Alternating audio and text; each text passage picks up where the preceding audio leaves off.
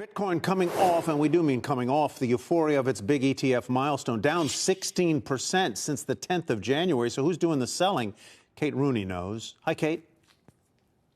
Hey, Tyler. Yeah, so part of the crypto selling we've seen lately, it has to do with this loss in enthusiasm around that ETF launch. But leverage is also a big factor here, and it's an increasingly dominant force in these markets. Analysts over at Glassnode point out the buildup in Bitcoin leverage and open interest between January 9th and 11th. That was when the ETF speculation peaked. Prices neared 49,000 at that point.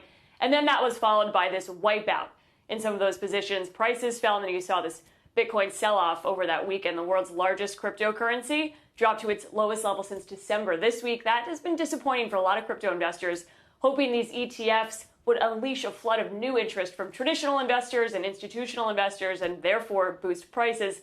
But the opposite has happened, at least in the near term. Bitcoin's roughly 15% off of where it was trading when those funds launched, and it's emerging as really what you would call a sell the news event, popular in the hedge fund world, which some investors did worry about heading into this ETF approval. Crypto-related stocks like Coinbase, for example, they're also getting hit this week. JP Morgan downgraded Coinbase, at least, saying today that they think a key catalyst for the crypto industry in those Bitcoin ETFs has been what they called overestimated by the crypto community. They acknowledge that Coinbase, they think, is a dominant U.S. exchange and a leader in the space, but they think the catalyst in those Bitcoin ETFs, they say that has pushed the ecosystem out of its winter. They say it's still going to disappoint market participants. JP Morgan does expect the ETF enthusiasm to further deflate, as they described it, driving prices lower, along with lower ancillary revenue opportunities for firms like Coinbase. Back over to you guys. Where were these wet blankets before the ETF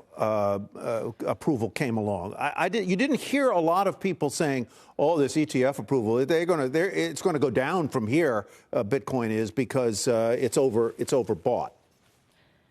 That's a great point, Tyler. Hindsight is 2020, at least in the analyst community. You're now hearing a lot more of a bearish sentiment. Ahead of this news, it was a lot about the potential of institutional investors. And now the reality is hitting. You're seeing and hearing a way more bearish tone out of the sell side, at least when it comes to Coinbase and some of those names. I will say, though, all of the bearishness you're hearing on some of the crypto-related stocks comes after this massive run-up last year. So take Coinbase, for example, was up 400% last year. So there is that to take into account. That yes, there is some bearishness, but part of it has to do with valuation. Can you think of many, if any, who predicted a 15-20% sell-off after the approval of ETFs?